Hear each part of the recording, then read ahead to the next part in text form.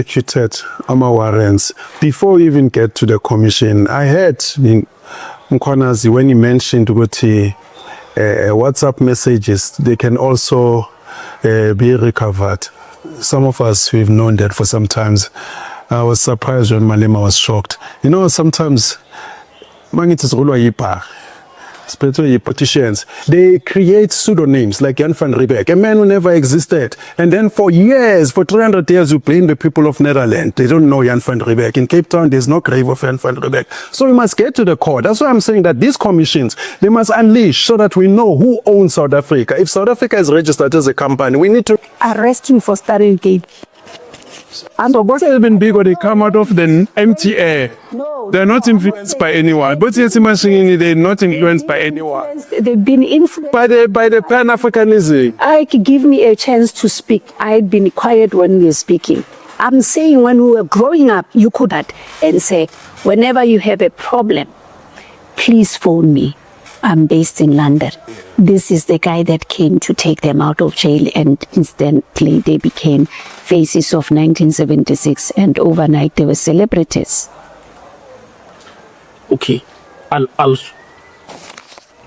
show the picture on the screen. Just explain who are these people on the screen. The people on the screen on your far right is that Tsietsi Mashinini has himself, and then in the it was not related to the Charterist movement.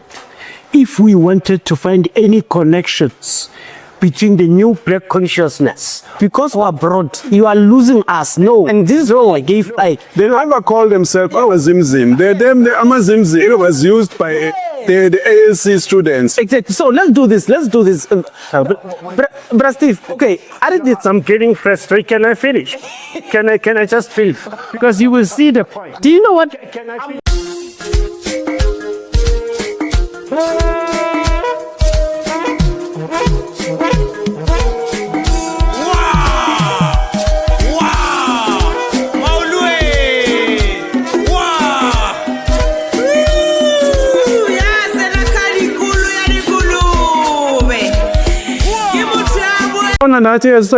We are on Mashiane Politicallyincorrect. I started. It's already participating with the outside voice. It's going to be a short one. Madlanga Commission, the ad hoc committee in Parliament, and of course the history of the African National Congress. James Stewart started this around 1984, 1985, when they were still in exile. He was pushing for the Quattro inmates who were incarcerated there. They wanted to understand what was happening. And of course, unfortunately, the ANC, true to itself, they never released any of those reports. And there were many afterwards. Panel of three. Ladies first. Okay. Please introduce yourself. My name is Jackie Zimba. Jackie? My name is Jackie Zimba. Is it? I'm from the BCM. Yes, I have registered in the Black Consciousness Movement. I'm also an author, a journalist by profession, and communications aspect. No, thank you very much. I'm happy we've got a communicator here. Guys, I'm deliberately going to stop Ike from introducing himself. No one doesn't know Ike. So let me start with this. Jackie, just according to you, just try to bring it from the history of the African National Congress. And I know you are conscious as an African. Bring it back. Where did we lose it? Were the comrades ready to govern? And were those tactics of commissions failing them to an extent that even now, when they need to solve problems, they resort to those old tactics of commissions? Just explain it to us. In the first place, the ANC was never a liberation movement. Oh. It was never, it was a human rights organization. That's how it was established. And for us to have believed for so many years that they were a liberation movement that went out of the country on a sea cruise, it was really wrong of us as Black people. Should they have had the interest of Black people in the country, most of them would not have left. So the tactics. Do you think it's a tactic, it's a ploy, it's part of their stratagem to have these commissions red herring, just for confusing yana when so because it's been a culture. I just want to understand. Is it wrong? Because I think when these commissions precedes the exile ANC. I think that law of commissions of inquiry started around 1950s. I'm speaking under correction. So they adopted it, and then it became their culture of using commissions whenever they've got a big problem. Is it helping? Is it supposed to happen that way, or they should get to the point? Prosecutorial processes. First of all, we have to look at the reasons why there should be commissions. You can't have a commission without a budget. And that very budget is meant to secure somebody's financial interests. I've never seen a commission that has been established and nobody benefited from. And if you can even check the key heads, the heads of commissions are people that are very closer to the ANC. And they would make it a point that even in their appointments, they look closer to home. So tell me, of more than 13 commissions that we've had, it was only the Heifer Commission which recommendations were actually executed. But now, tell me about the other commission, the other recommendations that were made by 10 plus commissions. Have they been implemented? Have people been prosecuted? The nearest would be your Zondo Commission. There's so many people, key members that I won't mention here, but that I know of. Key people that have been heading even the corporates, big corporates, who were implicated, highly implicated. The report, the recommendation, bears more than 800 to thousands of pages. Have the people been taken to task? Have the people been arrested? What has happened? It's just commissions that are made to fatten the rich even further. These people had something called the Reconstruction and Development Project, which is the RDP. It was mainly established, it said, develop the undeveloped, not develop further what was developed. What did they do with it? They messed up everything that they found in place. We have noise. Let me try to sit carefully. I think what Jake is saying is these recommendations, and I heard on one of the radio stations, people were pushing the thing of maybe it's a blessing that the commission is running parallel to the ad hoc parliamentary process, because they've got different things. This one is more accountable, the parliament. This one is going to go to Ramaphosa. He can look at it and say, I'm not ready. By the time he implements it, he gives it to someone who's a buddy, and they just keep delaying it. Is there merit in having two things run at the same time? It's quite interesting when you look at the Madlanga Commission. It was kickstarted by Mkhwanazi based on what he knows. Under normal circumstances, in a normal world, the police should have executed AMA warrants before we even get to the commission. I heard in Mkhwanazi when he mentioned WhatsApp messages, they can also be recovered. Some of us, we've known that for some times. I was surprised when Malema was shocked. You know, sometimes, I mean, I know, but if I were to commit a crime, I will leave the cell phone, I'll be untraceable. Maybe the only thing that you're going to have are satellite images. But these guys, they communicate, and we are told, but I'm kingpins. Kingpins don't communicate on my cell phones. Even Bin Laden didn't use a cell phone. But these guys are supposed to be arrested. So now, what disturbs me, like you've seen in the Heifer Commission, I think it was the Spy Commission, where George Bezos came to say there's certain information that they cannot disclose for the interest of the country. Even Mkhwanazi said, if I were to disclose some information, many of you will be in trouble.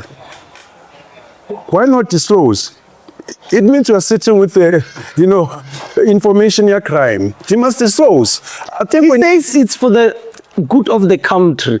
He doesn't think after that information, if we consume it, he doesn't think someone should be the same. you must trust us. Some of the people are more informed than he. He must have to. Who was implicated in July 2021? Come on, I was never implicated. These guys, it was when Peggy Taylor said, I said they must attack them in their houses. That's what they said, because Peggy Taylor na my issues work. And now all I said, they must go ask Taylor, does he know anything about drugs? They must ask him. That's what I said, because many of these ANC guys, there were always speculations, but they were dealing with drugs, even in exile, the stolen cars, prostitution and, kidnappings and rapes. Some of their female comrades, they've been raped. I mean, there was a Square Commission which came after the Douglas Commission trying to clean their image. But for me, I think we should get into a wafa one day, disclose everything, and then from there we start all over, again, so that we know. Trust that with information. And that's why I normally say now, if there's a jungle oats on my table, I want to know about it before it came out of the jungle. But who owns it? What effort did he do? Who did he, corrupt? Because these guys, they are all over. I mean, if you check... I'm deliberately stopping him because I want him to get to the question. Is it a good thing that the ad hoc committee in Parliament is running parallel to the Madlanga Commission, or to use just two devils, useless, futile for our interest? Well, the public may still benefit, because some politicians, they will still ask questions that maybe the public can piggyback. I don't know which they'll be asking those questions out of ignorance or asking genuinely, but I see some of them, they asking questions to direct it, to a certain narrative, because they're trying to blame each other. That's why they will be asking questions such as, those comrades, which political party do they belong to? It's like the same as commissions. I can tailor-make the terms of reference to excuse certain people, like we've seen with the Marikana Commission, where we were told the ministers, they are out of the term of reference. But for me, the commission is just, waste of taxpayers' money, especially if the police, they have that information. They should just decide. I mean, they can't trust us with the information. We should sit together and with the prosecution team and say, okay, we are arresting this one, and then we execute the orders. Let people prove themselves in court. Comrade Jackie, is it possible to even stabilize the South African Police Service?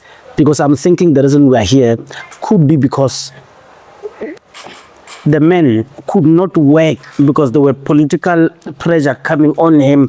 They would veto his decisions. He would request people. For example, let me give you an example. When he had problems with certain individuals, he went to Sholozi. Same Sholozi, I have a problem with this minister, this person. They are making it difficult for me to work around these things. Sholozi said, don't worry. Sholozi didn't act. He said, don't worry.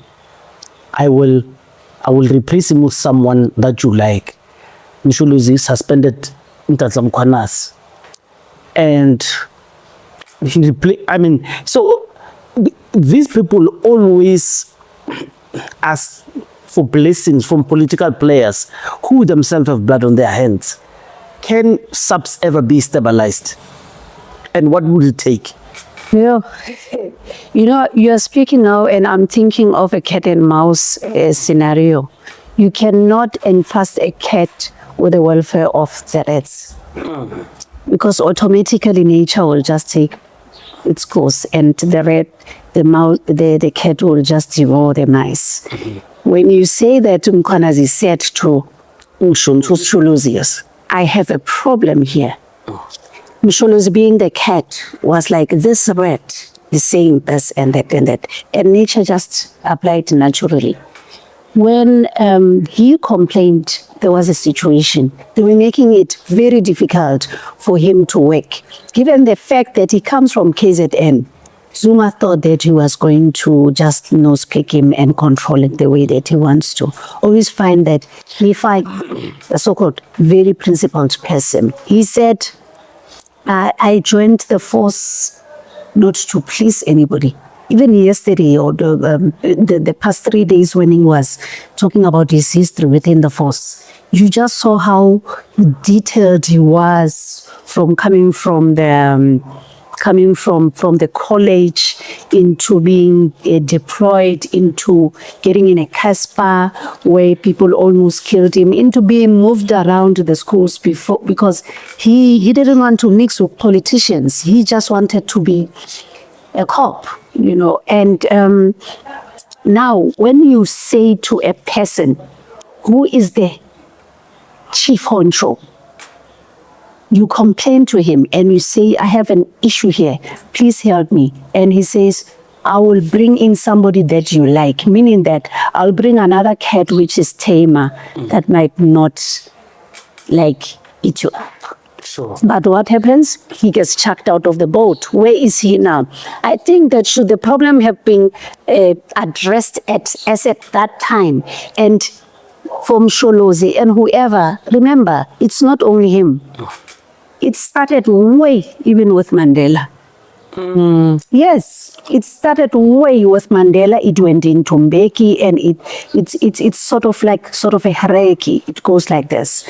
But now I don't know why are we surprised now that the rot has gone so deep, because it started a long time ago. There's no better snake in the snake family. Everybody is dangerous. How can we stabilize SAPS?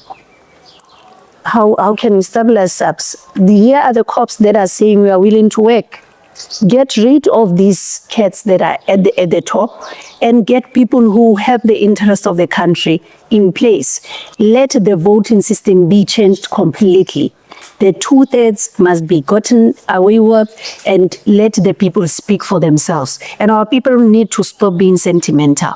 We cannot keep on bringing in the lion into the den, where we know that the lion is going to devour everybody, and say that because he is the king of the jungle. Say, right, I want you to follow from where, and sort of supplement from where she left. Mkhwanazi said he told Nathi Mteko that, Nathi, I'm confusing Mteto. Nathi Mteto. The same, you know. So I told them, if you were thinking that you were going to bribe me, not here, it's not going to work. He said it while that guy was alive. He was not bullshitting anyone. He said it while that guy was alive. Ramaphosa knows. After these commissions, we now understand that Ramaphosa actually knows that Mkhwanazi needed support. That shouted at all levels before he made that public bombshell.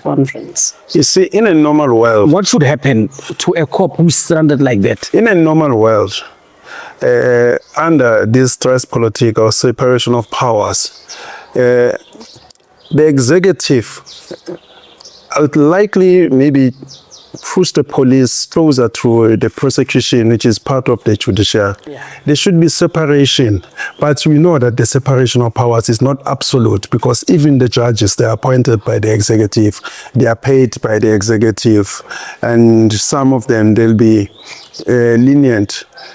We need to find a way, I don't know how, where all these spheres, is it spheres of government, not spheres, you're talking the nationally, provincially, and but all these entities, separate entities, be it judiciary, be it executive, be it legislature, where they can almost have equal powers without giving the executive too much power to a point, where the police can determine their own budget, because it's easy for you to limit them. If we're executive, to say, you know what, let us not fund them. And you see that their operations are failing, investigative, their laboratories, they're not, optimal. So this is the situation where we find ourselves, because Mkhwanazi had to go to the very same politicians to approve certain things. Under normal circumstances, the police should just arrest. I mean, you can't tell me, but if a police sees a person robbing here, he must ask a minister. Why must you ask a minister when one of you is involved? We should just make an arrest. Hence, these guys, another problem that they also started is this thing, a catered deployment. Because you put them Goma intelligence, they start using the secrets, of the nation, as a political football. Like, for an example, when Arthur Fraser came in, Arthur Fraser chose something very small. Like for me, Pala Pala is very small. Arthur Fraser knows more about Ramaphosa. I mean, now if I was there, I'll set up on my light. If I was in Mkhwanazi, I would just say, you, Julius Mandema, you, so-and-so, you, Helen Zille, you, and then let the public decide on their own. If you go to Nepal, let it be. For me now, at some point, I feel within this country, we need a waf. Maybe I'm too chaotic. Where everything is laid to the table, where we know the open hammers, they control this lake, where we know the Minel of this world, the Ramaphosa comes here, the Sakima Kozoma come here. We need something like that. I guess they've got that in the intelligence. Set it alight. Then let us decide what's happening so that I know if I buy a brown pet, I'm buying a brown pet that belongs to these jagalas, because these guys, they've got companies, this company owned by Clearco, this one by this. So we need to come to a point where everything is just open. But unfortunately, people, they're going to release information bit by bit, depending on what suits them. No, I cannot unleash, on this one. It becomes problematic. I guess like in Mkhwanazi went to the portfolio committee. Yeah. If he's got information which, is damning, it's criminal, why not release it? Why harbor it? I can say, even if they say, no, it will be explosive for the nation, you don't have guns. Well, what can we do? We'll just know, we'll tell you this one is a Jagalas. Or we'll know the reasons why maybe Natim Teto get killed. If he was killed, it's not suicide. So for me now, I want them to disclose, like them. I guess they want other parliamentarians. They must disclose gifts, who's funding you. And that we need to know. But unfortunately, we are given information, as per their will. I mean, at some point, I lambasted the fact when the whole media and people saying Cat is a kingpin. I see someone with shiny clothes, and I see somebody with a spade, who pays the best weight. There's a type of there says, you can't tell me Mongol is a kingpin. Come on, kingpins, if you just know their names, they're no longer kingpins. These are ice boys. I've said it from day one with Pomatala, these are henchmen. We need to go beyond. So let Mkhwanazi release everything to say, what? Hey, this thing is no longer about. Okay, with your history of watching such spaces and the advantage of the career that you're playing or trade into, they know the big five. They know the big five. Can't tell me that Bukhet Tibomkhoti was at a big five. Yeah. Once you start... No, but I'm using that narrative. Yes. Jackie, they know the big five. What are they waiting for? That's why I did not understand the answer of we are not yet able to release the names. Whose permission is waited for to arrest the big five? Look, in my understanding is that when the investigation are concluded, they should arrest if they've got sufficient evidence or prima facie evidence.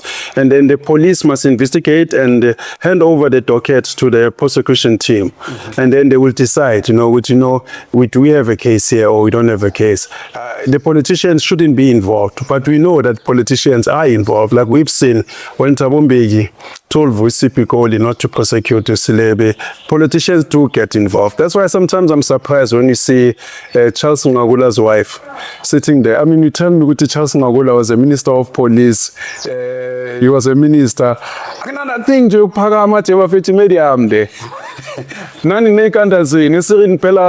was involved like TRC Porundi. I know your thing is. Another thing.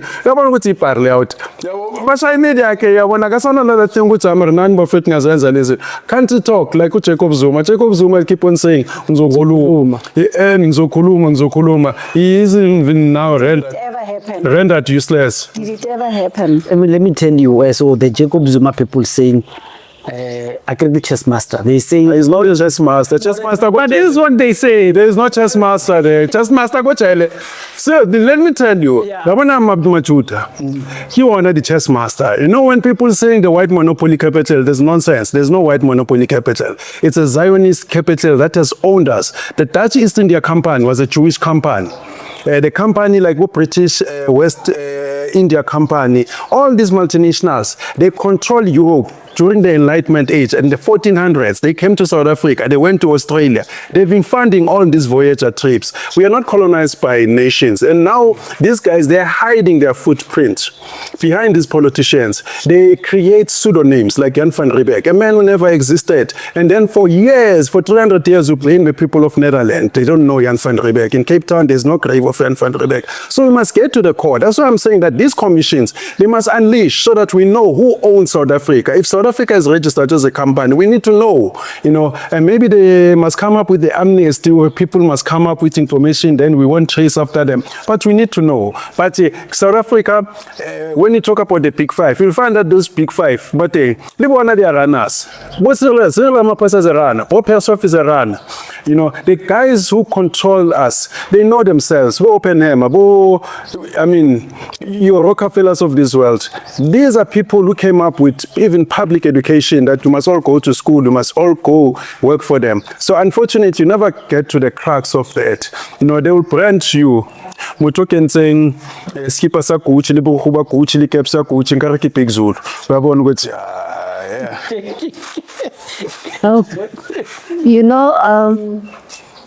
We just had an off-the-set discussion earlier on where I was pointing out the fact that Mkhwanazi, in his, when he was giving his evidence there, he said, it is said that what they are dealing with in SAPS is so deep and to the detriment of the citizens. And we expect SAPS to run frivolously without any challenges and all.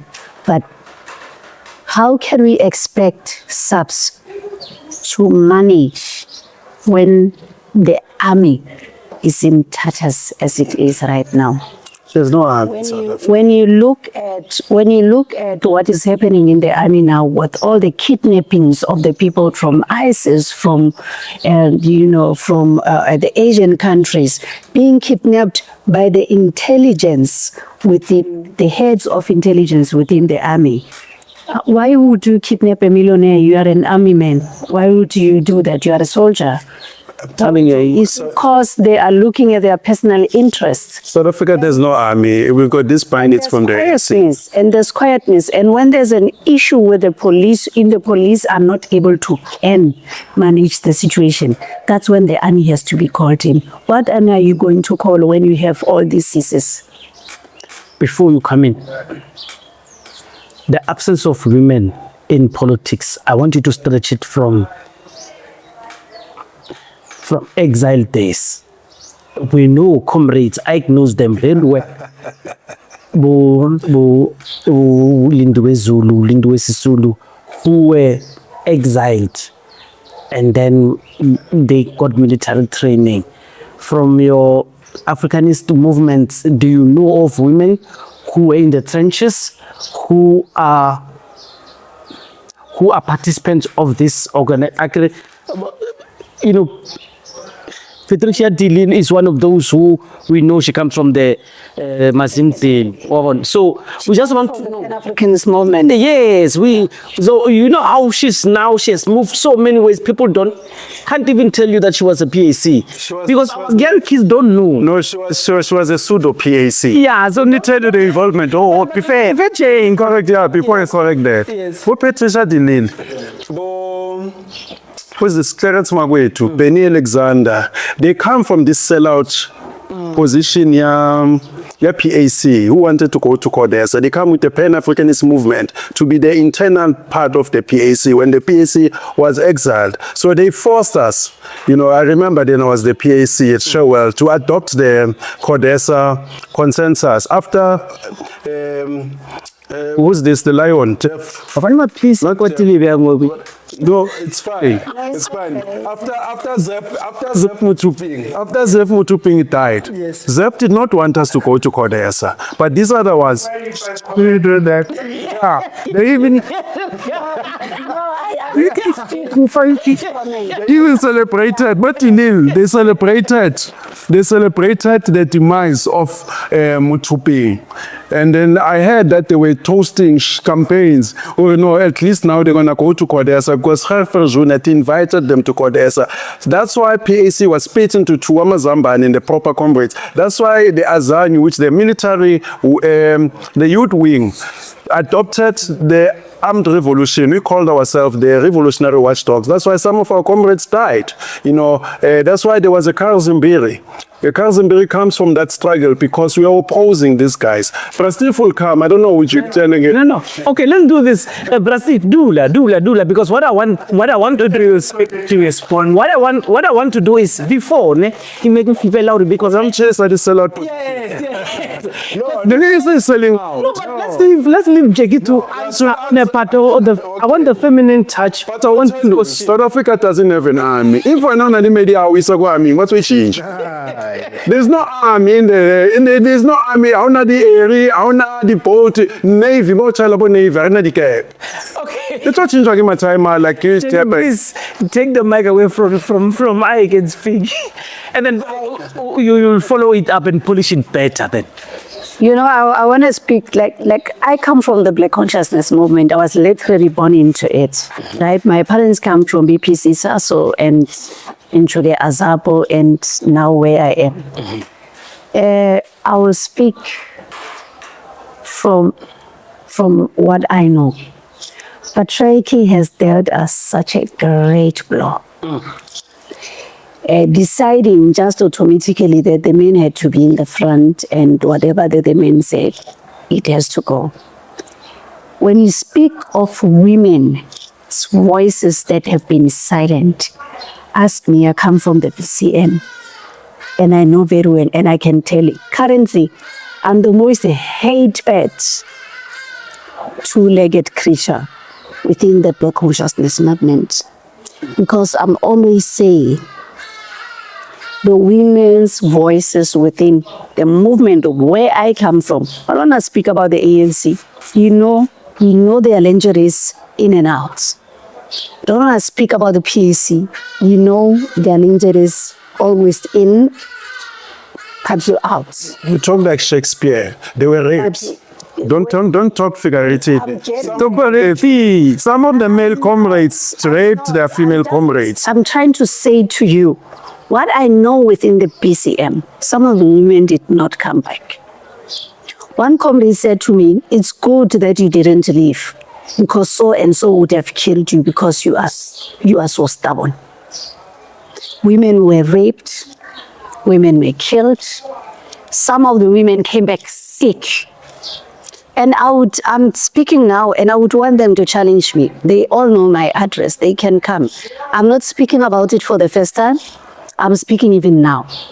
To this day, tell me of a woman president, apart from the late Mkhwanazi, that you have seen come out of the Biko movement. None. They're all deputies.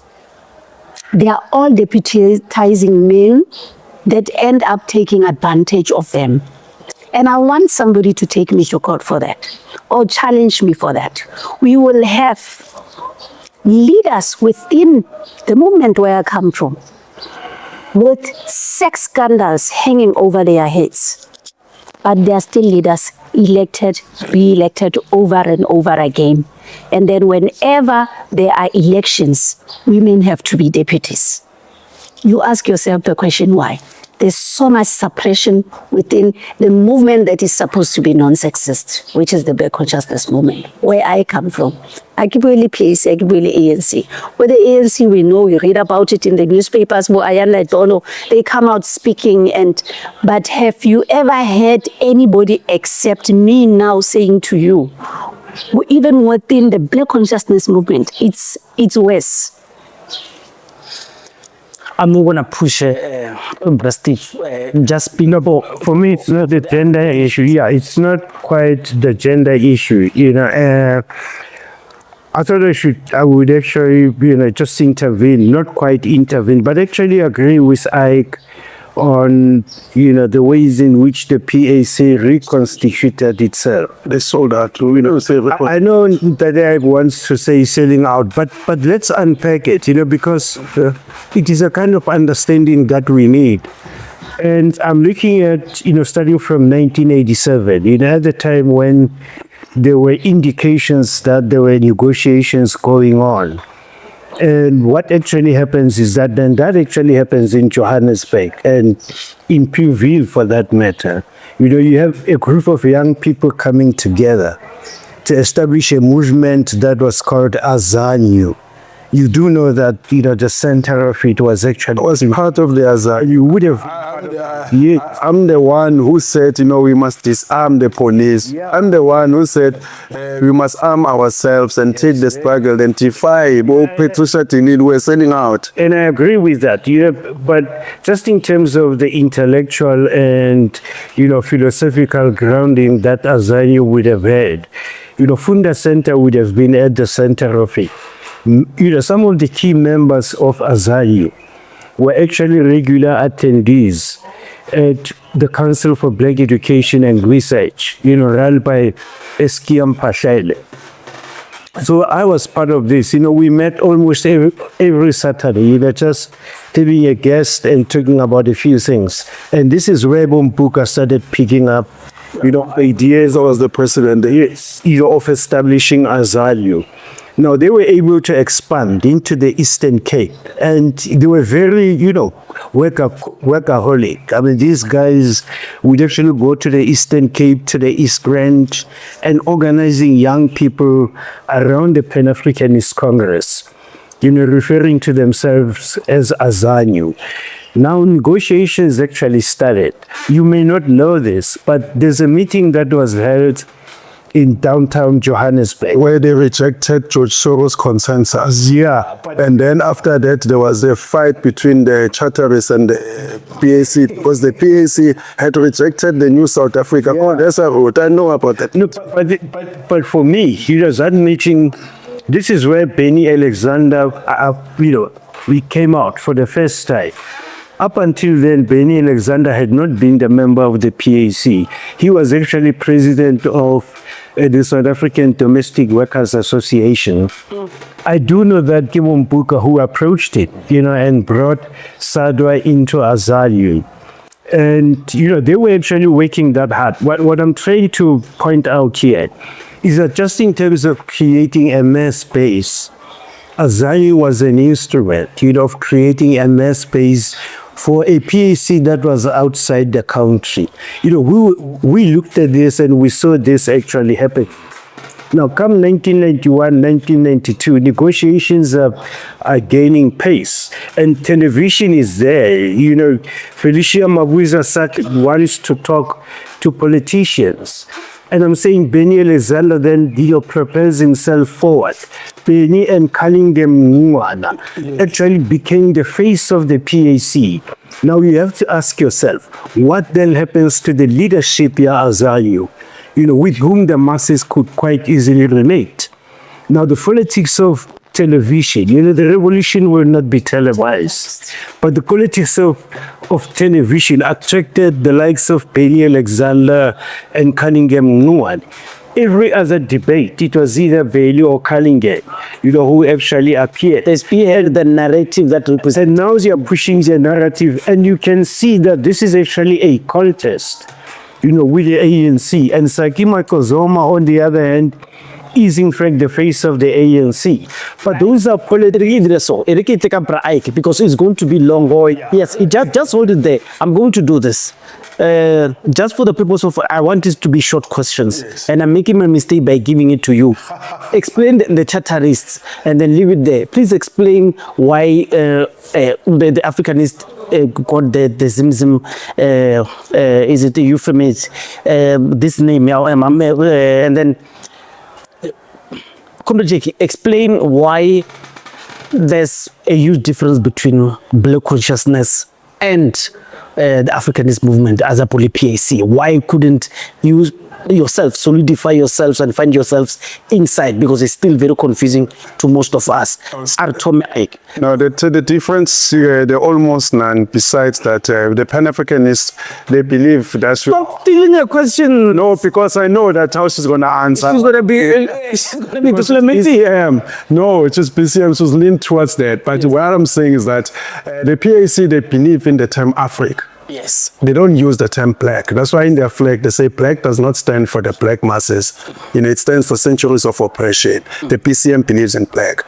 And the PCM comes after, Abu Sobuk. I know that the PCM, they don't want to acknowledge that even Steve Biko was a student of Robert Sobuk. They do. They actually do. Even unless he wants to... Even Biko, when he met Sobuk, he said even God is here. Yes. Even the June 16, accused number 1 in the Petani trial, Zef Mutupi, who was the instigator of June 16, working with the PCM students.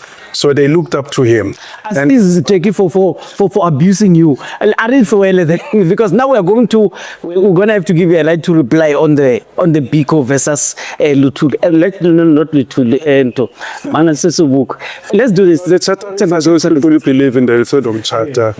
That South Africa belongs to all who live in it. That's why we are in such a problem today, because during Codesa, the Freedom Charter was interpreted into the interim constitution of 1993. And especially the term everyone. And then the term everyone, it meant to justify, the colonialists and the people who were here. But now with the term everyone has been broadened to even accommodate foreigners. Do the charterists acknowledge that the document was actually spoon-fed to them by external forces?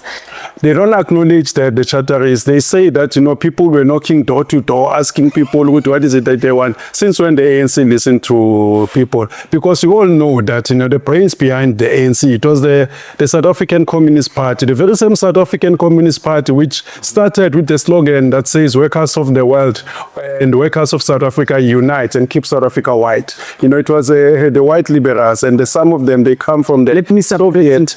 Allow me to suppress you, Africanist and... No, Mazimzim. Why did you get that? Azapul PAC, why were they called Mazimzim? It comes from Azania. It comes from Azania, and it's a term that actually emerges in the 1980s. Before 1982-83, no one actually talked about Mazimzim. We had it in Indian universities that... but the point here is that you are talking about being in the universities after 1983, after 1984. In fact, the cutoff point would be 1984.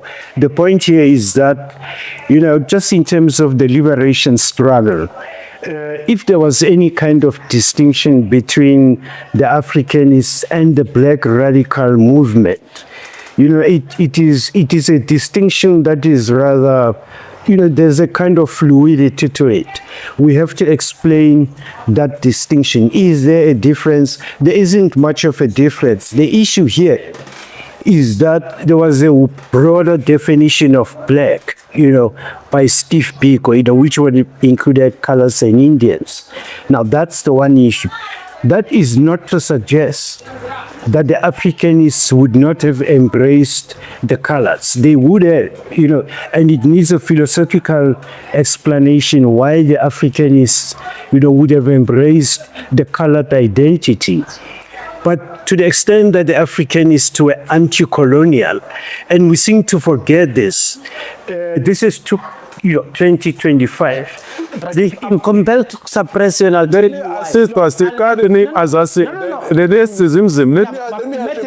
the term, because the BCM, they used the term as I know, and was Asim and all that. So at that time, I was in the ANC camp.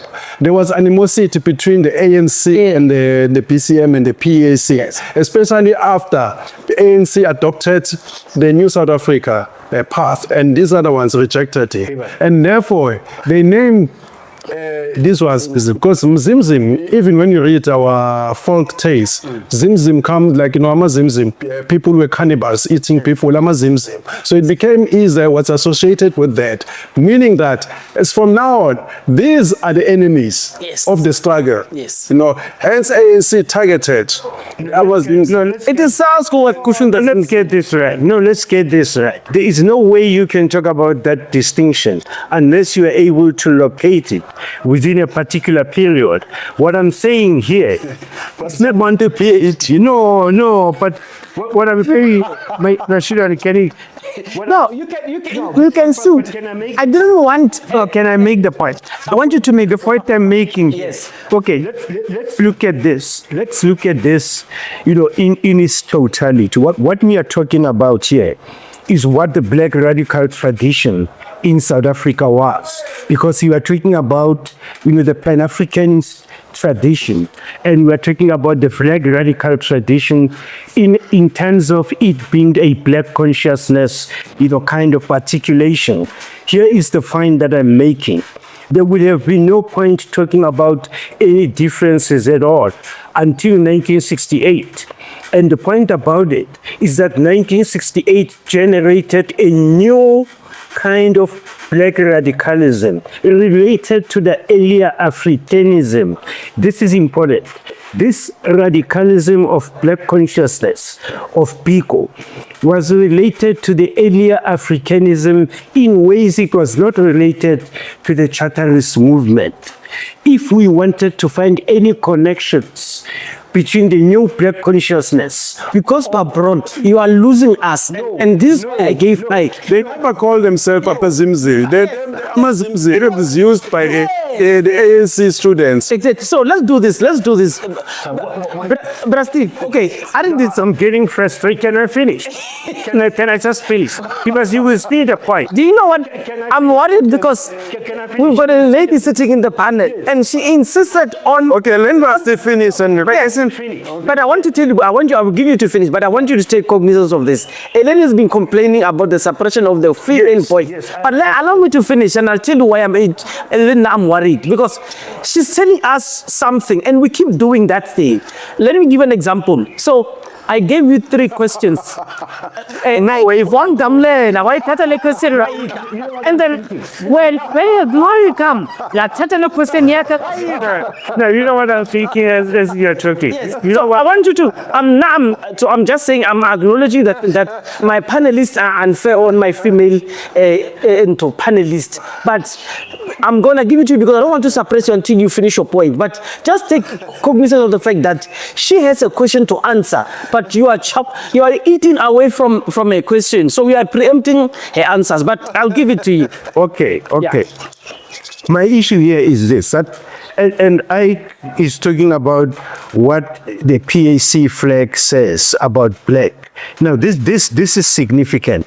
That's what you just said, that we are not black. That's what the flag said. Yes. You've just said that. Now, the point I'm making is also attempting to deal with that. Look, Ndade Mashiane, what we are talking about here is that where does the distinction Mazimzin and Machatarists come from? Is that No, that's not the issue. What's the These are clearly independent of each other. I threw 3 questions. He was supposed to tell us, to the audience, who are Charterists, and you did it very well. He did it very well. Yours was to stick to Mazimzim only. Hers was to deal with black consciousness of the movement and the PAC. So, yes. Okay, Mazimzim is a swear word that is coined in the 1980s. If I were to be specific about at what point it is actually coined, it is at the point at which, that 10-year moment, historical moment, we refer to it as 10 years of popular violence, across black townships. That's when the term Mazimzim, came into being.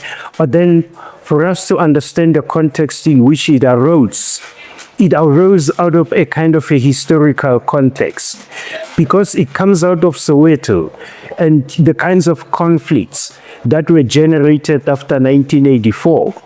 The issue here was who are the people leading this mass movement, the mass movement of the 1980s. And at that point, if you went to Sebokeng and Shabwe, that mass movement was led by UDF structures. Therefore, they were charterists. But if you came to Soweto, that division, was cut across different locations in Soweto. So the idea here is that there were townships or locations in Soweto which historically were connected to the PAC. Orlando and PV historically were connected to the PAC. So when the charterists in Deep Blue, started wanting to identify who the enemies of the people are, who to target, as the enemies of the revolution, Amazimzim became that demographic, which could be set aside or which could be identified as the enemy of the mass movement. There was an assumption here that the mass movement of the 1980s was led by the UDF, and therefore the mass movement of the time was actually charterist. Any other mass movement was a creation of the State Force. That is why Amazimzim and State Force actually became sways that the charterists actually leveled against a new tradition that came out of the 1970s. Amazimzim are more connected to the Black consciousness movement, but I've demonstrated that because of the historical connection, Orlando and the PAC would then be clubbed into it. And that term itself, gained more currency, not only within Gauteng, but across the country. After the conflicts here, which also included Amakabasa, and because you could throw in the gangster element, into the construction of Amazimzim, it gave currency to the claim and the condemnation of the Black Radical Movement or BCM as part of a gangster kind of thing. Would you agree that? Okay, thank you very much. Then I'm gonna put more issues. If you want to explain Amangabaza, please do it. And then you see, you remember your question, Jake. Yes. And then Amakabas. when she's done, Mavarara, this way are too many. Okay, take Amavarara, but don't be long because I want to close because we're gonna last again. Can I tell on to that or Amavarara? I think he said a mouthful because now I'll end up not know. Thank you. Please go. Right, my history within this movement. When Azapo was formed in 1978, I was following my parents, I was with my parents there. When Azasim was formed in 1983, I was at St. Escas as well. I was very tiny, like following my parents around as well. I became the co-founder of Azasim. And before I could even forget anything else, there is this serious effort by the PAC to try and belittle the Black consciousness movement. And I has done that so well. The issue of July 16, at that time, the slogan was Black Power. The slogan was Black Power. And the people at the forefront were the ones that we know, like your Tsietsi Mashinini, your Bani Mkhwanazi, your Mefumurobe, and all sorts. They were members of SEICO, South African Soweto Youth Revolutionary. I can't remember the name quite well. No, let's not confuse it. No. Yes, SSRC. Yes. So I want to say that there's a serious effort to try and undermine the Black consciousness movement and belittle it. Yes, Zephania Motopeng was accused number one on the June 16 trial, right? But it does not mean that that was the effort of the PAC. People need to understand that. And people need to stop. Yes, it's a fallacy. When we were growing up, there used to be, the police can just like arrest you for starting cake.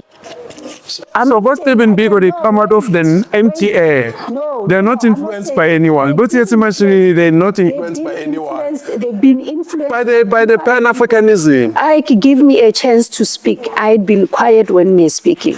I'm saying when we were growing up, you could easily be arrested for selling cake. The police would be going out looking for Tsietsi Mashinini. They would find Nitatem Lungisi on the streets with a wheelbarrow. They will arrest him and they would put him in a band together with Tsietsi Mashinini. So this effort of the PAC trying to undermine the Black consciousness movement, it has to stop and people need to know that. Is it hard to acknowledge that the PAC influenced BCM? Is it so hard to acknowledge that? It sounds like the Greeks not wanting to admit that the Egyptians schooled them. I just don't want people to say that. No, then they came from that. I mean, after 1960 was still fresh, then comes the PCM and the legs of the... we're all standing on giants. Like you've been speaking, Steve Biko hero worshipped Sobu. Hero worshipping. There was a time at a meeting when Steve Biko came in. That meeting had been convened by members of the PAC and the community in that area. When Steve Biko came in and he saw Sobukwe, he wanted to kiss his feet. He said, "Kuko utipo up."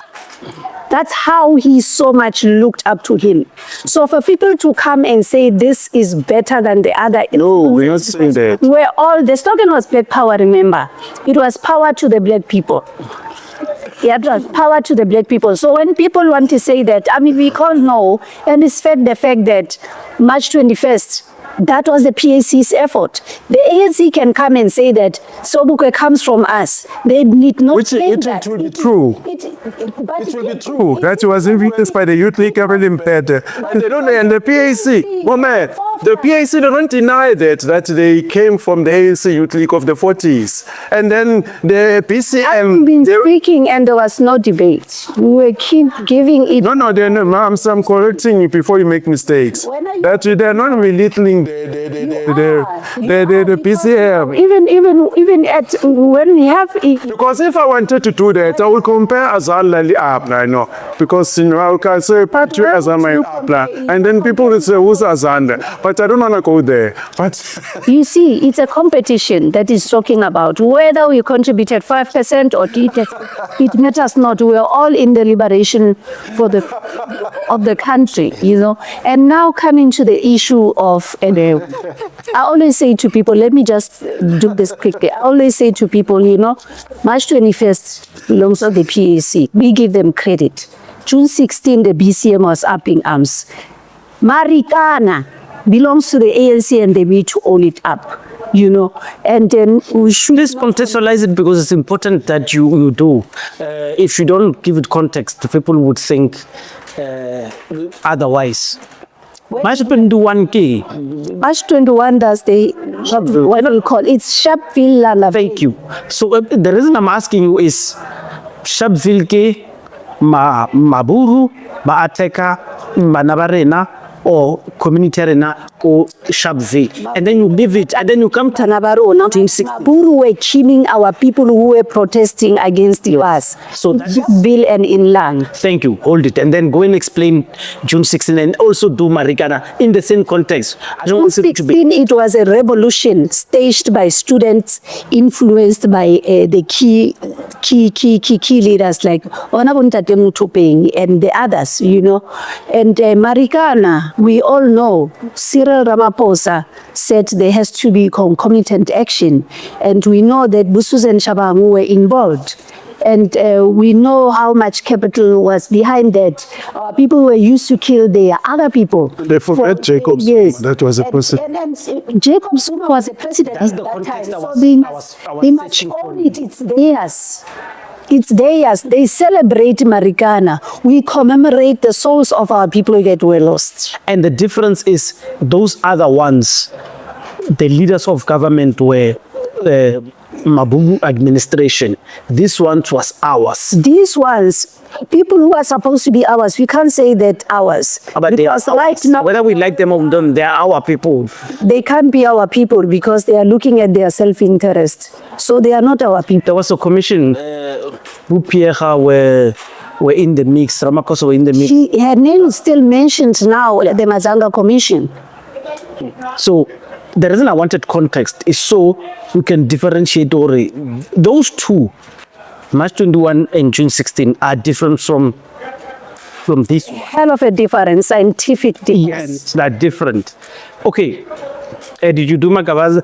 Now You go and then explain also who were the comrade Tsietsi, who come to Tsietsi. we will always have the comrade Tsietsis because without the comrade Tsietsis, we would not have had the cars to run around and execute certain operations. I would say that because partly I had been involved. And Contextualize it, you were part of comrade Tsietsi. I was not a comrade Tsietsi. I went to school, by the way. I went to school, and not only school in the classroom, I went to the University of the Streets, the University of Life. Yes. So, yeah. Explain Comtoti. Don't explain based on the knowledge that you know is carried in the panel. The panel knows. Explain to a layman. Chances are our kids are going to consume this context 3-4 years maybe down the line. They may not have the opportunity to hear from a BCM person. Yes. Who are comrade Totis. Do it as like as that. I don't know if I should go into the history that Amazim had, but the derogatory name that the BCM and partly the PAC were labeled as. The history between, the distinction between us and the Vararas being the charterists. It was purely based on the fact that both the PAC and the Black Consciousness Movement, we believed in conscientizing our people before they could even belong to our movement. We believed that if you wear a T-shirt of Azasim, Azapo, PAC, Boko, Azanyu, you got to be stopped by any person asking you about your constitution, the political, you'll be able to just answer it. They ask you about the economic policy of the Pan-Africanist Congress or the Azanian People's Movement. You are able to speak freely about it and articulate on it. And then where we have challenges is when in that very township or the location, you have people that are empathizing with you, that are actually aligning with you by way of the conscience that you have, the ideology that you have, but they are not as schooled as you are. Their minds are still on like getting things quick, getting quick money, stealing cars, and. You try always to conscientize them, but there are certain things that you cannot take away from them. And Brass Parks comes and says, hey, there's an operation. You tell them, there's an operation, you don't have a car. And he says, no, we go and repossess. They go get the car, they give it to you, and you use the car, and now you can't take away their thuggery life. Hence, in my camp, where I come from, the Black Consciousness Movement, we had Azayo, and the slogan was Asimkawat Udaki as a spinner lokshi. I still walk around with that sticker in my car because we strongly believe that in the township we cannot commit crime here. We cannot steal from our own people. If we need to pander, we have to go to the suburbs. That's where the settlers are. So we take from them. We don't steal, we repossess. So I thought she will come to the relationship between the PCM and Mkhwanazi, because that's that they call some Mkhwanazi on the PCM, and they had that relationship. So I thought that she go into that. It was very personal. It started, I won't get too much into it, but I'll touch here and there, and some of my comrades will correct me at a later stage, or they will just add on to what I have. There was in Orlando, that is just spoken about the strongholds of PAC, where, and we also had a very strong support in Orlando, and Orlando Kudi campaign, because whenever there was a problem, I come from Alex, whenever there was a problem in Alex, we would just go to Orlando and take refuge there. And we knew that we will get comrades who would come and support us and back us up when there was war, there was serious war. And we called it Kudi campaign. We would go there. There was a house called the White House. The White House, they shot a famous TV production called, what did they call it? Zone 14. Oh, okay. Yes. We had a number of houses that we were using, but one of our comrades, I can't remember his name quite clearly, he passed on. He had a friend on the other side of Orlando. Yeah. And that friend was a brother to one of our comrades. Yeah. So he would now and then come and visit on the other side of Orlando. And when the feud then started being serious, they killed this young man, saying that when we are saying yes. Yeah. And that's now, because now the brother was a member of Hamakabasa. Yeah. He got agitated and it was like, no, intona mangere kawatiganji. And then the other group was saying, hey man, this boy is our boy. Why would this happen? Then how it started. The Hamakabasa had about 4 or 6 variants that they were using. Yeah.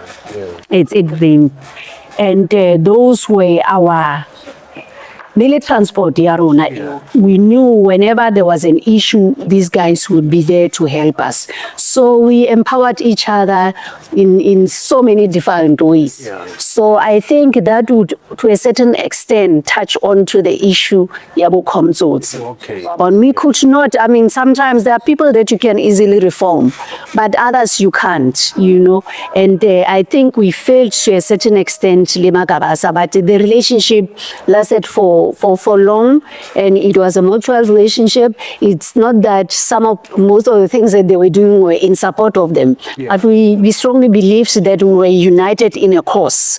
Unfortunately, at that time, we had to be united by a cause where a black-on-black violence, which was fueled by the apartheid government, for us to keep on just attacking each other. And unfortunately, we just gave into it. And I think it covered the issue. Whatever, maybe the one thing that can finish off. How does Sesmaziwogo fit into this Orlando Liti proof? Braset, I don't know, but I know that he had friends, and at some point I was very confused. Braset, does he come from a camp or does he come from the Varara camp? But then at the end of the day, I had to have tea with him. That's when I found out that Braset was just a black person who was just interested in liberating this country, but the deeper drive onto how he ended up with us, I would be lying.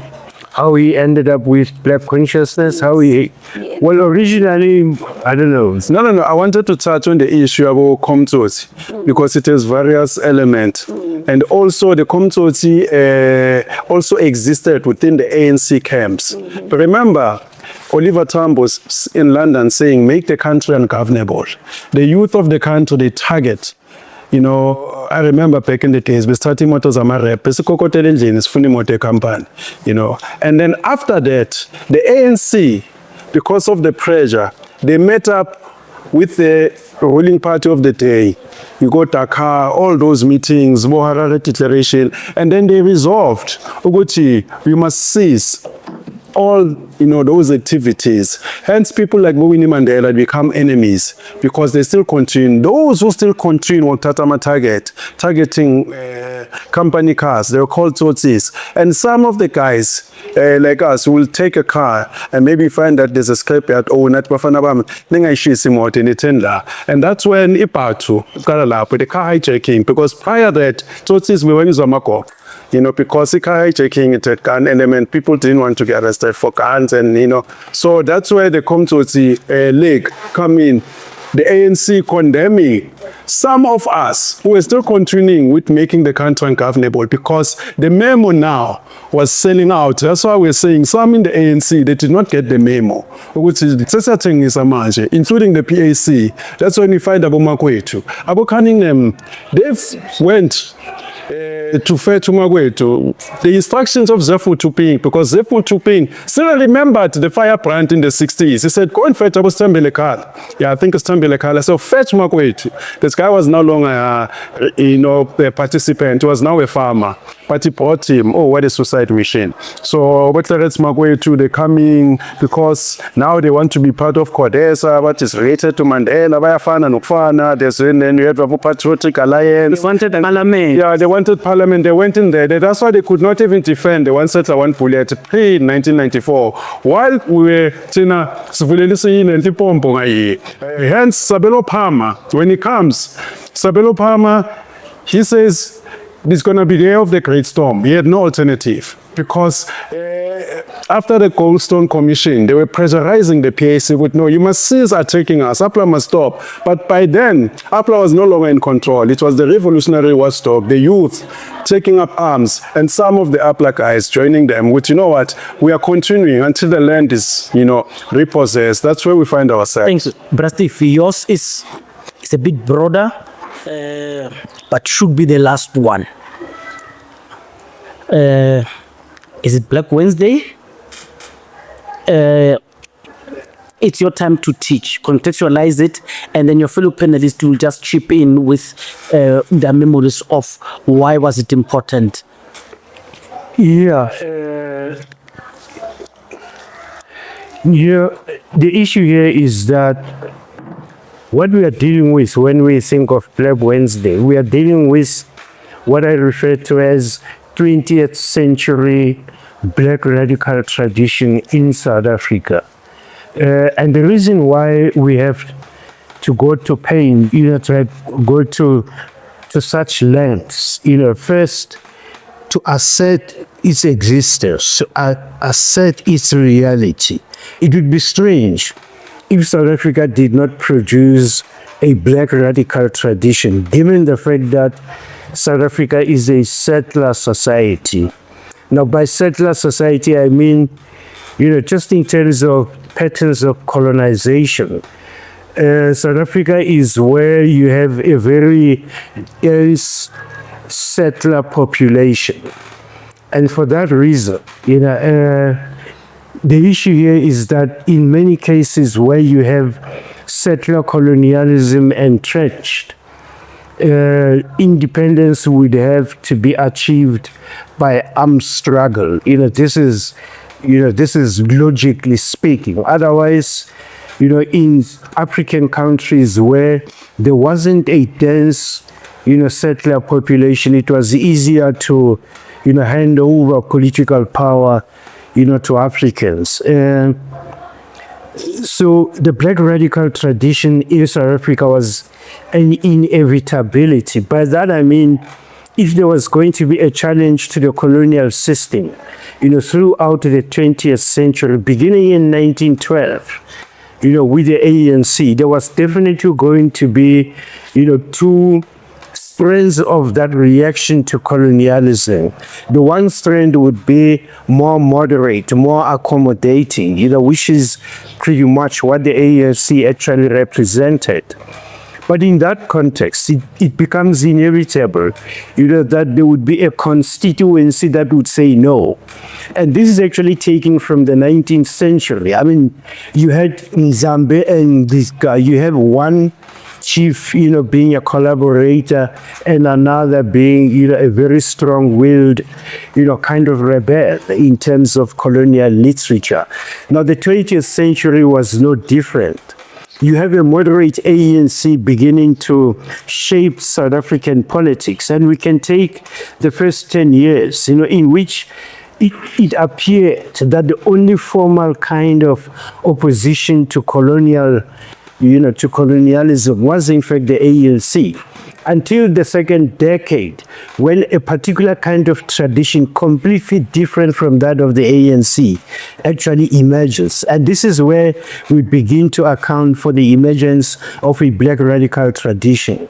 What is important to add here is that this is a tradition that it is fueled, by religion, by a kind of Christian religion we refer to as Ethiopianism. And it creates independent churches. In later years, we call them, Zionist churches, and probably somewhere down the line, they actually become counter-revolutionary. But in the beginning, in the 1920s, the mass movement was actually centered around Ethiopianism and the religion, that it was actually fostering. The Bulug massacre comes out of this, of Enoch Mkijima. But what is little known is that there was a more enduring movement, of this period called the Wellingtonian movement. The long and the short of it is that if you ask what the demand of this movement was, it was the right to territory. It was return of the land. It was Africa for the Africans, which is why I'm saying, we have to be very careful about, how we use language at different times. One can claim, that at least in the early years, what we saw ourselves as is as Africans, and the struggle was the struggle for Africa for the Africans. And that was actually the kind of rhetoric, political rhetoric of the time, which is interrupted by the outbreak of the Second World War. But there's another radicalism that emerges, that Ike does not actually agree with me about. But let's just mention it as the squatter movement of the 1940s, which actually situate Mpanza at the center of this. It's a kind of radicalism that has been downplayed, by liberals, by the establishment, by the apartheid establishment. But in actual fact, there is a historical possibility that the women who were participating in the squatter movements of the 1940s were the same women participating in the mass movement of the 1920s, particularly across the Transkei. That's a possibility not tested, in South African historiography. But it's a glaring possibility. I'm trying to account here for what I refer to as an unbreakable thread of black radicalism. Now, what follows the squatter movements is the 1950s. What happens to that black radicalism of the 1950s? It is actually being channeled into the ANC, into the May Day protest of 1950, the Defiance Campaign, the struggle against Bantu education, the struggle against Soweto, the adoption of the Freedom Charter, the Women's March. Now, if you take all of that as a package, all of that, in fact, collapsed precisely because whoever was involved in all those campaigns were alienated from the masses. Now, what am I saying? I'm saying that black radical tradition of the earlier period, once channeled into the ANC, into the 1950s, it was actually defanged of its poison. It was made weaker by being inside the mainstream ANC until 1958, 59, 1960, when it emerges as what? As the Pan-Africanist Congress, and it finds its articulation in Sharpeville. That is understanding the black radical tradition of the 20th century. Now, Sharpeville becomes a turning point because, it becomes a turning point in very many ways. The reaction of the state, brings in a kind of quiescence. But again here, let's be careful about this because we will be able to account for a very critical question here. What is the connection between the black consciousness movement and the ANC and the PAC? Now, historical orthodoxy will tell you that after Sharpeville 1960, there was a 15-year political quiescence. Quiet. That meant, in fact, you could even use the term, this is the period when black people descended into a state of formal obedience. That 15-year period. Is it true The reality is that no, it isn't true. And once we unpack what the truth is, we establish, although subliminal, although probably not quite directly, but we then establish the relationship between the Pan-Africanists and the Black radicals of the 70s. And here is where it comes about. In 1962, Poto begins a campaign. Poto is actually, well, if you go to the east, to the west end, Kagiso, it's there. But Poto is in Cape Town. You know, in the hostels of Cape Town, it is in Nyanga and Langa, it's got presence there. But Poto is particularly active in the Eastern Cape, across the Transkei.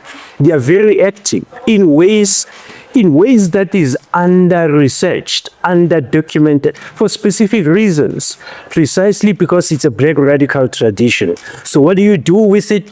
You underplay it, you under-report it. So we don't have a sense, you know, of Poto rising up in 1962. And in 1964 to 65, there is a Poto uprising in Pondoland. Now, but in 1962, the security police, you know, because they're actually working to try and undermine Poto. They are looking for people who, Poto is a secret organization. Again, this is something that has to be understood. It's a secret organization. 10 people of Poto in one neighborhood don't know that they belong to Poto, but they are members of Poto, and that's how it worked. So the security police were particularly concerned that they don't know how these people are organizing themselves, precisely because they were a secret organization.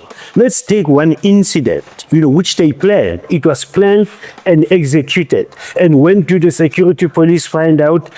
At the point at which it's executed. Now, that shows how close-knit it was.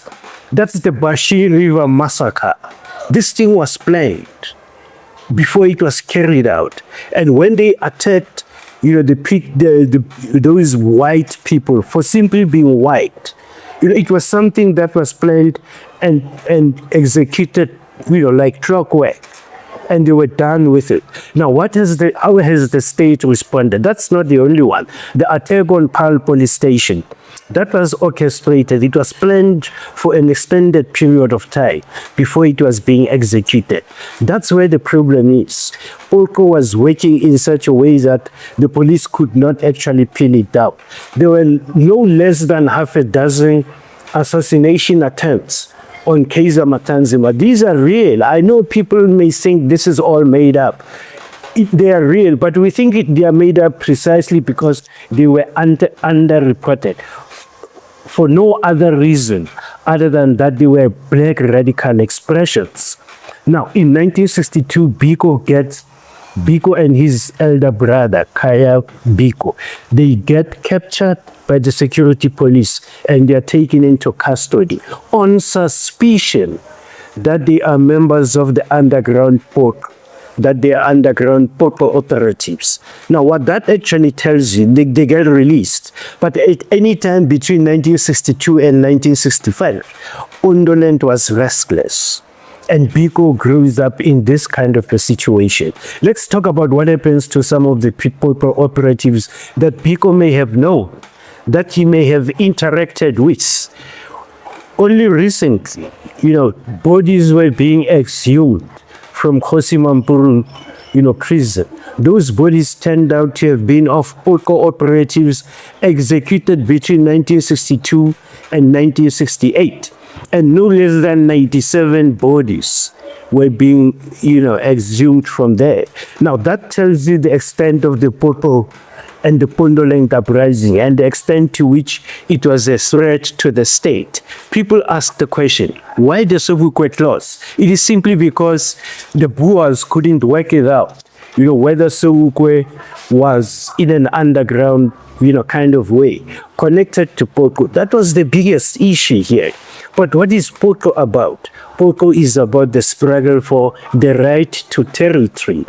The reason why Mkhwanazi is attacked so many times, because from the 1939 outbreak of the Second World War right down to 1960, you know, puppet chiefs were used.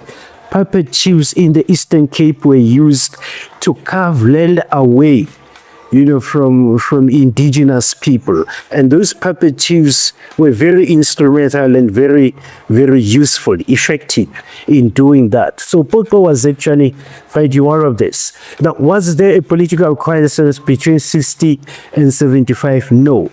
In actual fact, within 3 years after 1965, it is Biko, impacted upon by the events in the Eastern Cape at that time. Because what this actually does is to define the relationship at a personal level that Biko has with whiteness. It gets defined at that point. And that relationship is antagonistic from the very beginning. So by the time he gets to the University of Natal, Biko's antagonism to whiteness is established. And when in 1968 he needs the breakaway from Misas, this is a philosophical grounding, a philosophical and historical grounding that he comes out of.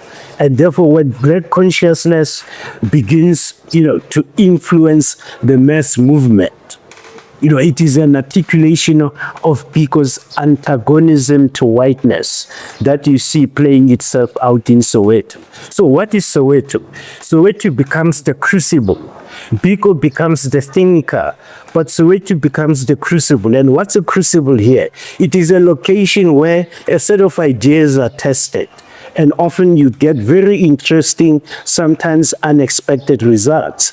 Pretty much what happened is black consciousness, in Soweto, because what Soweto articulated black consciousness as, it is a mass movement articulating the love for the race, the black race. We can talk about a number of telling point events of 1976-77, because those are important.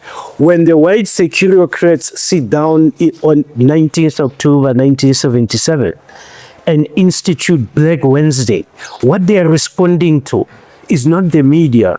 What they are responding to is this movement that gets created, out of the Pondoland Uprising, where the kind of thinking, penetrates people at that point. And when it gets translated into the mass movement, it is Soweto at the forefront of that mass movement. So just in terms of what happens in Soweto, of course, the 16th of June, you have Hector Peterson. But that's the image that the mass movement of the 1970s actually carries up to this day. It is an image of victimhood. Hector Peterson's jaw being shattered by bullets. What is being hidden is that only an hour after Hector Peterson was killed, Dr. Melville Edelstein was brutally murdered in White City. But that has to be hidden. That has to be hidden because what it does is that it will generate a new kind of discourse and narrative. And if that discourse and narrative was generated on the 17th of June 1976, South Africa would be different. But what actually happened is that you have to pray down the death of Edelstein as much as you can. And of course, the purpose here would be, you do not want to drive the white society into hysteria. You do not want white society to be frightening by what happened in White City. So you play that down completely. So we go along, with the fact that Soweto children were shot at by this brutal system, when in actual fact, there's the issue of violence coming from the oppressed, directed against the oppressor. That's the first thing. The second thing is what happens on the 4th of August. Now here it is taking protests into white areas. Now, that was quite concerning to people concerned about security. The argument here was that, look, Hector Peterson was shot in the townships. When we march in the township, we expose township residents to the violence of the state. Let's march in town and let's see what happens. Are they going to generate the same kind of violence? Then white society becomes collateral damage. But all of this does not come out. The media did not tell us this. The media did not say to us, the thinking that went into the creation of the 4th of August was to suck white society into this antagonism so that it can become collateral damage. The media didn't tell us that. Now, from the 1st of August, you have the 22nd, and we march into town. From the 22nd, yes, then you have the Carlton Center blast, Wellington Chazibane. That's a big issue. That's a big issue that white society has to deal with. Here is a man detonating bombs inside Carlton Center in a crowded whites-only restaurant. It registers in the minds of white society, in the civil society's minds. We go into 1977, Solomon Masango arrives and 2 white civilians die. Now, that's another issue here. All of this has to do with the 1970s mass movement. Then on the 1st of September, they take over all the high schools in Soweto, they become state schools. On the 12th, they kill Biko. And then on the 19th, Black Wednesday happens. Now, what is Black Wednesday a reaction to? Black Wednesday is a reaction to everything that I've just pointed out. All of this cumulatively. By October 1977, this thing has gone on for too long. White hysteria has become uncontrollable. Something has to give here.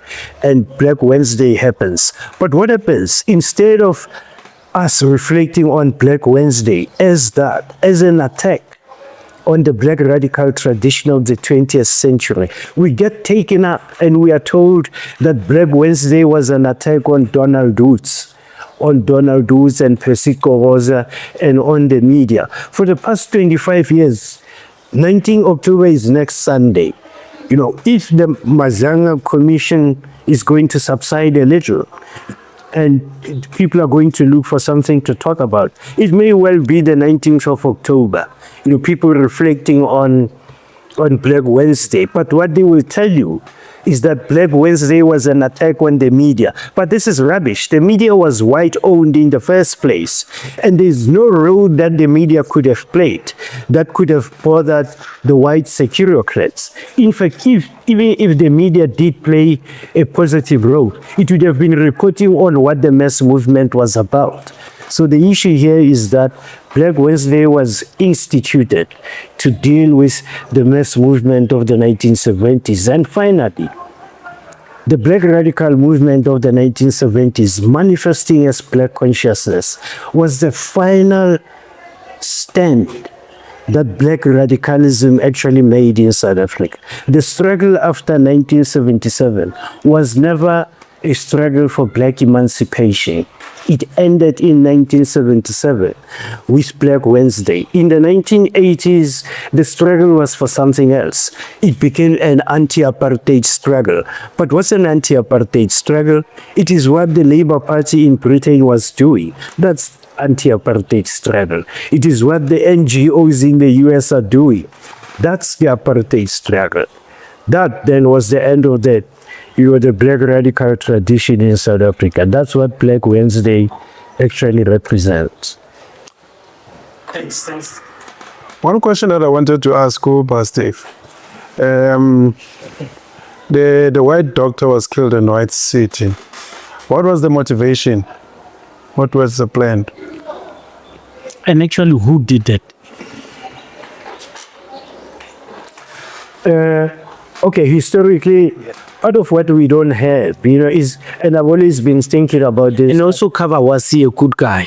Because they seem to say he was friend of the community.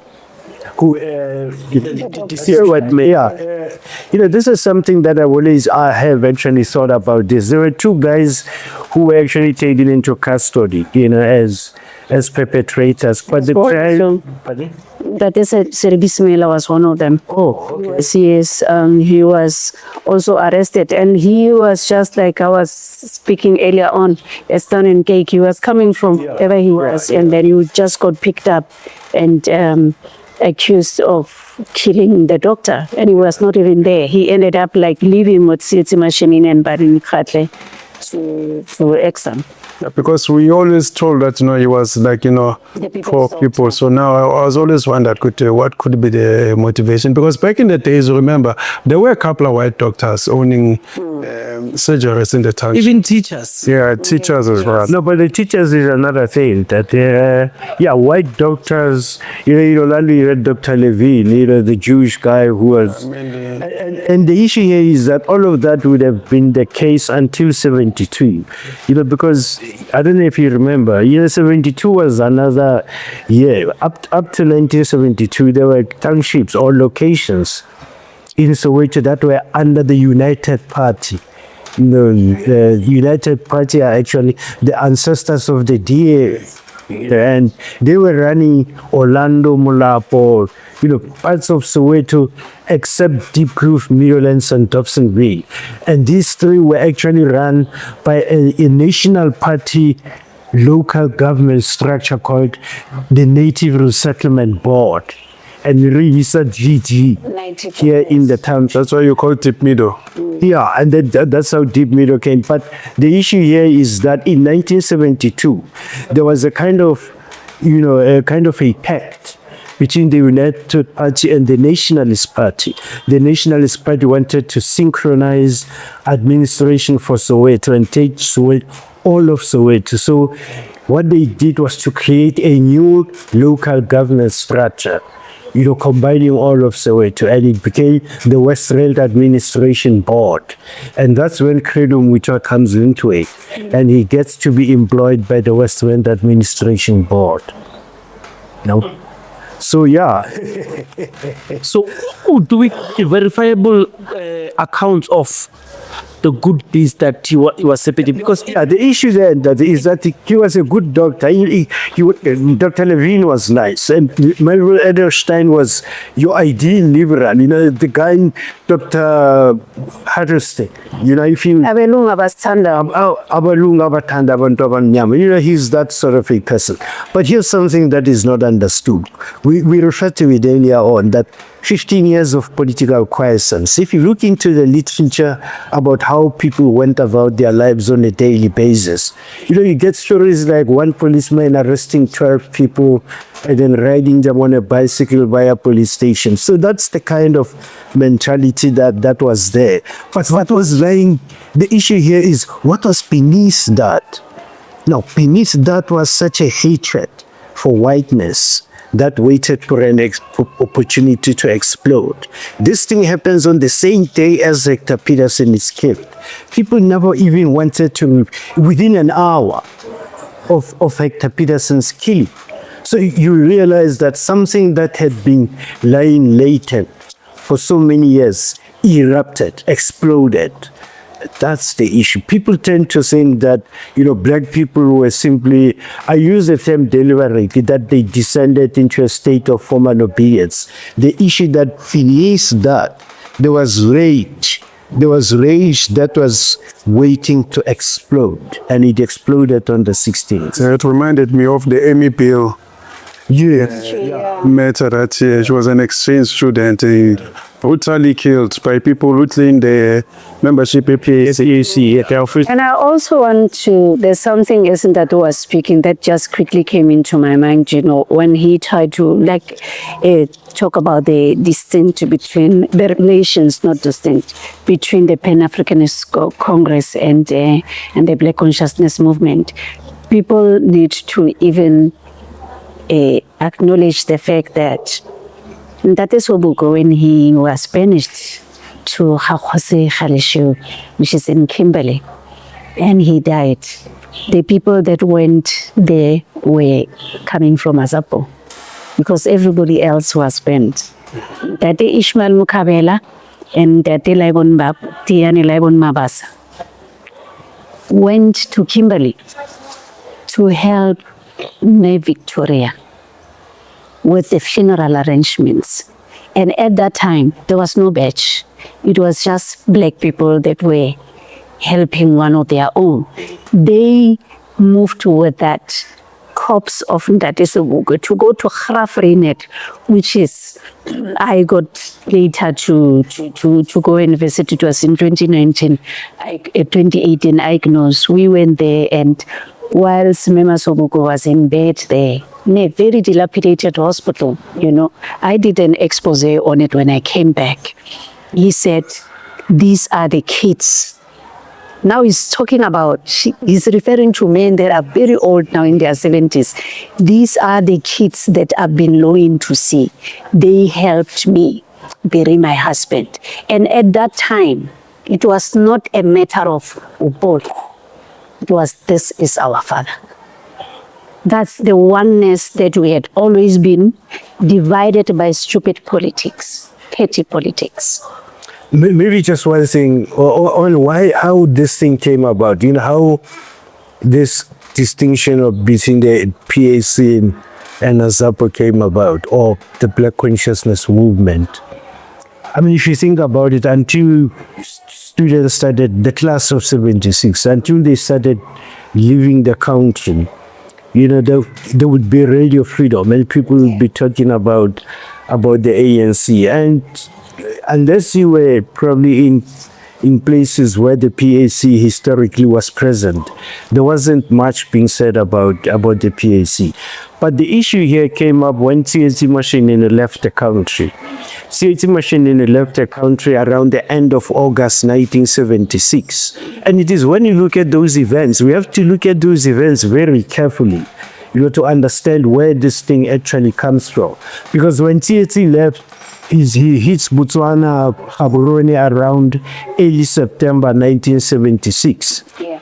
And he comes with all the impressions of, you know, the ANC and the PAC being well-established organizations, you know, in exile. But unfortunately, in Botswana at the time, he arrives and there's very little, you know, kind of activity going on, you know, in Botswana at the time. Not from the ANC and not from the PAC. Now, it is not that they were not there at all. I mean, by 1976, maybe some of them, Badula Go Dukwe, up in the north of France now, you know. So the impression created on Tsietsi was that there was a total absence of these people here. But to a large measure, yes, he was actually right. You know, their presence wasn't as impressive as you would have expected it to be. Now, shortly thereafter, Dumandrovu at the time was working for the Weekend World, and Dumandrovu went to see Tsietsi to pick up an interview with him. And this would have happened second week of September. And in that interview, Tsietsi tells Dumandrovu that, you know, when I came here, I thought I would find the ANC. And he said, the ANC is defunct. But he said the PAC is dead. Now, that is the assessment that Tsietsi had of the PAC. So when Duma came back, he wrote an article. If you want to look it up at the National Library, you will find it. It was in the Weekend World. It is around September, 3rd or 4th week of September. You know, with the headlines, the ANC is defunct and the PAC is dead, says Mashinini. And, you know, Duma then covers the story. It's an exclusive interview.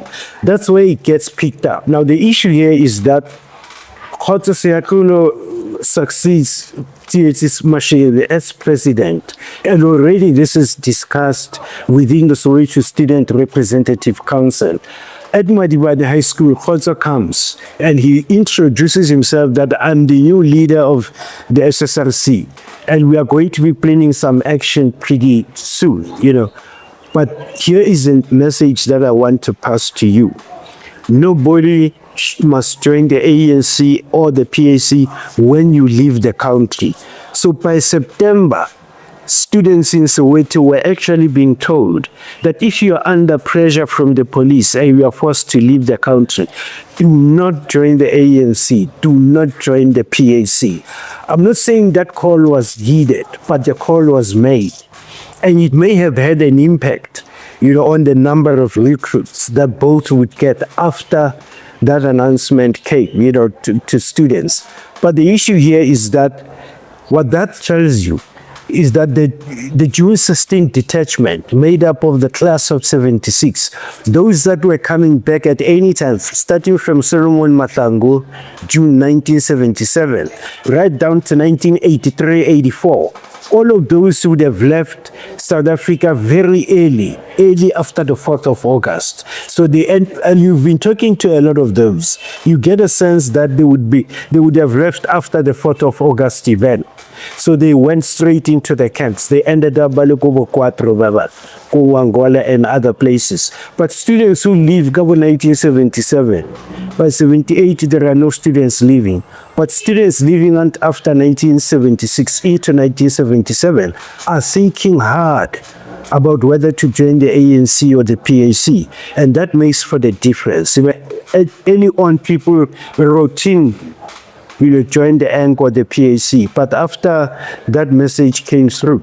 So the point I'm making here is that again, Tsietsi, has something to answer to, because when he made that statement, he said the ANC is defunct, but the PAC is dead. Now the issue here is that 2 years later, really the PAC showed itself to be really dead. And quite honestly, because what happens 2 years later in exile in 1978 is that Putakole had run the movement to the ground. And there were calls that, hey, get someone to come and resuscitate.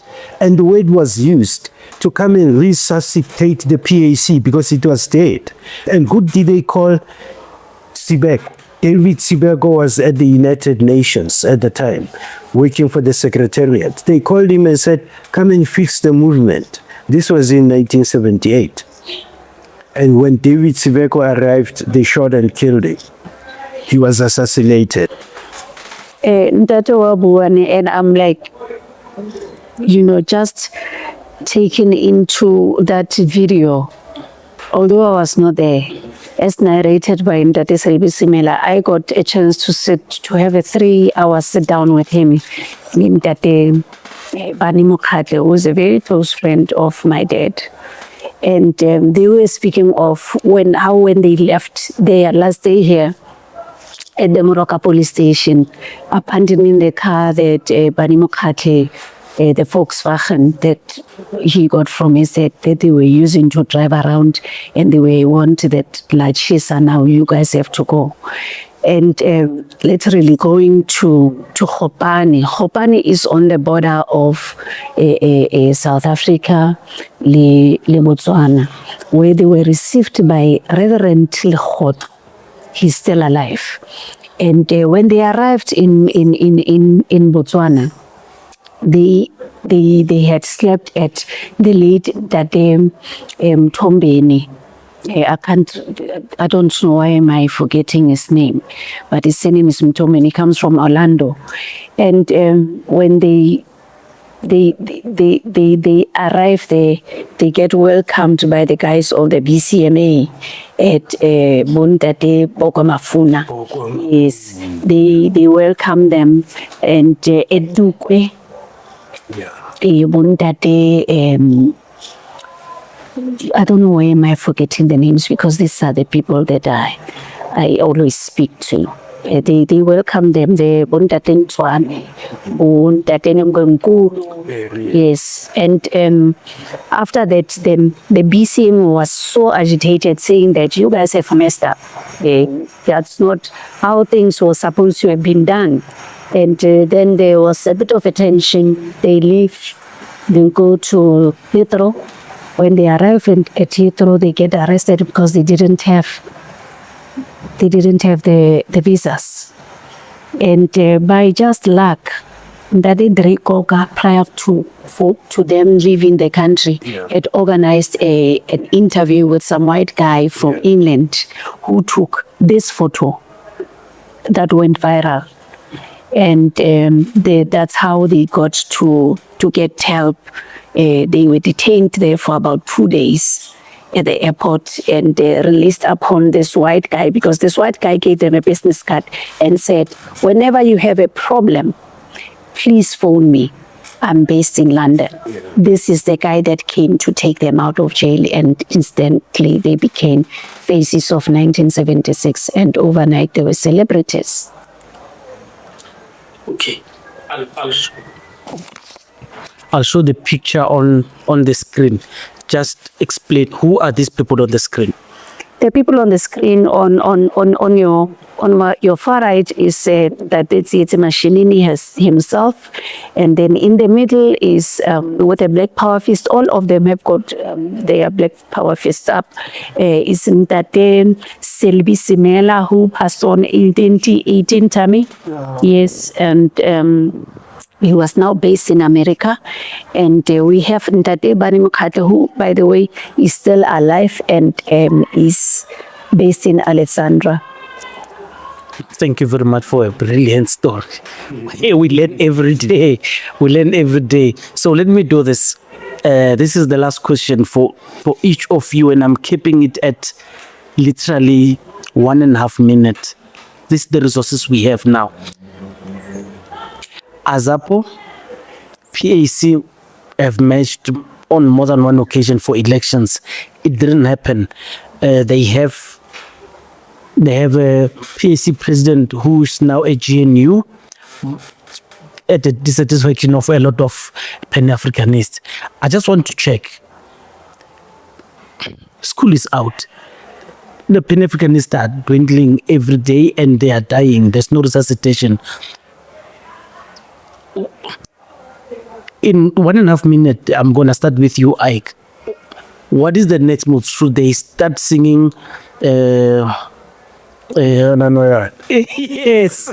Should they start singing now? Because Hufedile and the GNU was the last move. I think the corporate president was realizing that if anyone is going to eat before we die, let me be that one. Eat. I need these blue lights. We have never had blue lights in the PAC. Let me just eat this money because we are gonna die. I don't think they will come back with a seat ever again. I'll tell you before I go to the PAC. See, in South Africa, we've got the problem of tribalism, of which in the townships we don't have it. We are so intermixed here, even though Cooperatives Act, tried. Because here in the townships like Soweto, we play soccer together, we share sports facilities, the infrastructure, police station, clinics, transport. There's no way we can be a tribalist. In one school, there will be many languages, so we interact. Tribalism, we see it. When they come here, they want to insist in tribalism. The PAC has a problem. Like all these parties, like the EFF takes the character of Mapedi, MK Gamazulu, ANC, it's a contestant terrain. The PAC also has that, each time the leader doesn't come from the Eastern Cape, there's a problem. Since maybe because Sobugwe comes from the original, though he was based in Soweto. So it also has that problem that they need to resolve. We've seen it, this dissatisfaction. But again, the PAC has this problem. And I don't know, maybe some of these revolutionary parties, they like this outdated, Africa, SPA, like Abu Floyd, those things, but the youth cannot relate. They want something fancy. The emblem must also be, you can't have the spear, Makaskab, all that. The youth can't understand about 2000. But this is where I'm going. You ask a PAC member, a BCM member, an elderly lady, confronts a BCM member, ordinary member, and say, my child, I've got a child here who's past matric. I don't have money to send this child to university. Or I have an electricity problem. We don't have access to electricity. Guess what will the PAC, Comrade, or Mafrika say, or Tower? You see, this problem started with the colonialism 1652 until we get the land black and we establish a scientific order, and the internal factor is the decisive factor of the external factor. You have neoliberal scientific socialism. You must suffer sacrifice, because Robert Sobinko in 1959 envisaged and saw this problem at the fourth year, the Pan-Africanism Manifesto, and then the old lady is still confused. She says, the electricity. Hence the ANC, it was easier for them because they had the access. ANC, even their civic movement, they spoke to the now, the jobs now, patronage, and they say, okay, Ubata Ingrid, okay, talk to Comrade, Nefsas, Ubata's fund. Yeah, even though but also but you get a job. You have Komasipala, but out on the Mary, you'll get somewhere, you know. And hence they're able to speak to those things. So the PAC was more, I don't know. Yeah, those things like, no, the internal, we don't get into that. We must first get the land. Then we establish a scientific social order.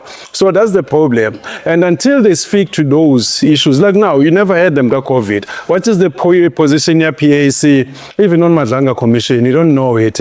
On any other thing that's affecting the youth, on immigration, you don't hear them. On Nyaupe, you don't hear them. Those are things that are affecting people now. What's also so no, we have land. You know, because Sobugo said that.